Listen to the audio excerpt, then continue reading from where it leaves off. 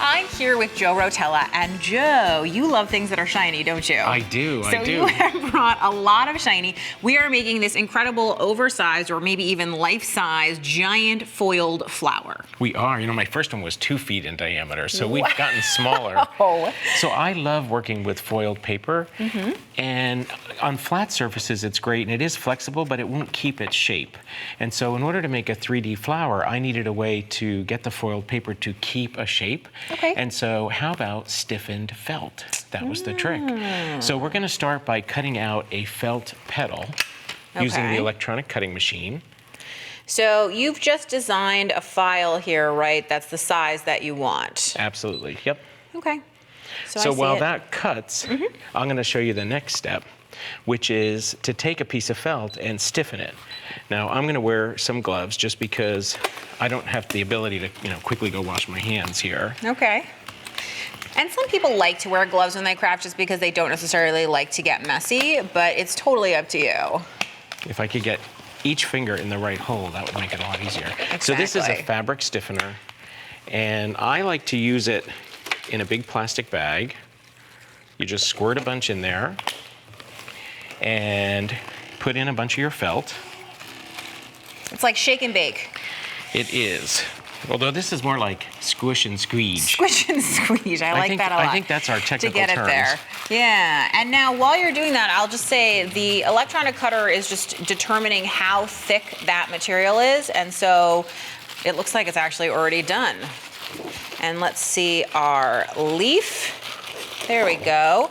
So here you go. So this is identical to the other leaves that you have. It's a different color. Does it matter? It doesn't matter because we're going to cover it with foiled paper. Oh, okay. That's and easy. if you would like it, the next step is to cut some of the foiled paper. And what I've done is go around the shape of that petal about a ½ inch. So we I was going to say, this is about a ½ inch bigger, so I know there's another file on there, so I'll go ahead and cut some foil, and I'm going to just pull off this tape and put some foil on instead. So see how our leaf is really soaked? Yeah. You need to put it on an armature in order to get its shape. So armature sounds really fancy. Can you explain what that is? The shape of the end thingy you want. Does that count? Okay, that does.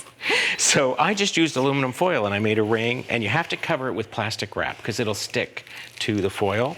And so just drape this over, and it'll take a good 24 hours to dry.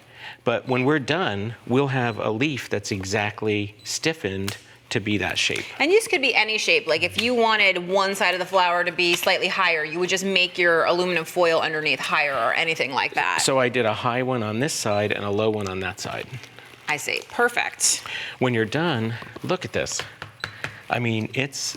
Wow. So this, because I'm feeling this original felt, and I can see that this is totally bendable, but this is really... Yep. That is amazing. So now we have a good shape to apply our foiled paper onto. And the question is, like, I don't want it to just be flat. We could, but that's not very interesting to me. But I think, again, like one of the things that I think is so cool about you as a crafter is I feel like you always go above and beyond. Instead of just doing like what's expected, you always go that one step further that really makes it special. So what I'm going to do is use a hot glue gun and just make some ribs. Oh, like veins that a leaf might have. And there's no right or wrong here. These are your leaves. This is what you want your leaf to be. What's great is that foiled paper is actually 3 layers. There's foil on the outsides, and in the middle it's regular paper, kind of like a sandwich. Really? And that's why it cuts so beautifully. I was going to say, I'm going to grab my spatula out of here and just wiggle this foil, this delicate, there you go, right off. So I have one done, and you can see it's a little bit bigger. So this glue it's not all the way hardened, but it's not completely wet. And if we stick the foil on there, what I found is you can flatten the felt. It'll go back to its shape. It will, so you don't have to worry that you're flattening it that way. You can see it's trying already. Oh yeah, and it's pulling the foil with it. And we have that extra. And if you just try to fold this over, that gets a little tricky. So we're gonna just cut. You're stealing this from sewing because this is exactly I what learned you it from do, you. right? Is when you're going around curves in sewing, you basically cut these little darts so that you can fold things in and your seams will lie nice and flat. That's a great idea. And now it'll just pull all that up in. See how that goes? Yes, because otherwise I can see it would be wrinkly sort of as it went around. So now we have the beginning of our foiled. Now, do you need to do the petal. underside of this at all, or did you just leave the felt I exposed? didn't because I imagined this hanging on a wall, but you could cut one and instead of oversizing it, make it the exact same shape and just put it on top. So we can then use the hot glue, and you know, it sticks to this really well. So just do a big line like that. This is such a great project too for like, I all the time have like little pieces of leftover felt that are a million different colors and I'm always wondering what am I gonna do with all these random pieces? And this is perfect because you're hiding it and using it as the structure or the armature, you know what I mean? You never even notice. Now, here, to get those ribs to show up, you can use the back of your nail, you can use an eraser on a pencil, but if we press into it, you're basically embossing. And you'll end up with something like that. So we're gonna go one extra step. We've got a texture here and it's nice, and I like it. We could paint over it, but I want it to really show the veins in that leaf. So I'm gonna hit it with this pad. It's an ink pad? Well, it's a special ink that will remove the coloring and expose the silver underneath. Wow, so almost like bleach or something like that. And but it's not toxic, you know, I'm not worried about my hands. But do you see how as I So rub it's it? basically going on the raised portions of it mostly and not into the grooves. Yeah, and see what that does. If we kept rubbing and rubbing and rubbing, we would have that. That is such a cool look. I love that color variation. And it does remind me of nature because nature's full of these places where the color changes and transforms like that. Now, we needed a center for the flower, and I wanted a dome shape. And the best thing I could find was a giant wiggly eye.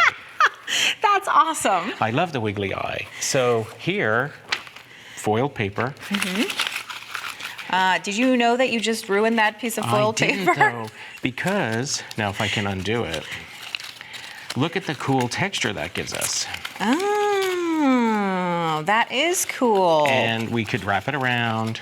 And again, that's more like what you would find in nature is something that has that kind of bumpy texture because it's seeds or something like that at the center of the flower. And I love how the stars on there, you know. Oh, you're gonna even more distress it. I love it. How cool is that? Now, if you don't like that and you want something a little bit glitzy, how about Mardi Gras beads on top of our wiggly eye? And this just has a disc on the bottom. If you want to like stiffen it up, just put a piece of wood the same size. I painted it. And we have one rocking and rolling here. And I can see all that beautiful distressing that you did. It's really neat how the star pattern stays, but the color goes. So all we're going to do is, and no one's going to see the glue. Don't worry about the glue. I'm a very messy hot gluer, and I've come to accept that instead of trying to fight it. But I think hot gluing is a skill. Well, you know, and if I were really concerned, I could wear these little the finger things to save yourself from burning yourself. Mostly I like to burn myself 3 or 4 times and then remember to put them on. As you can see, that's exactly what I've done today is remembered, oh, I should wear those things. Exactly. So we're just going to add these things all the way around.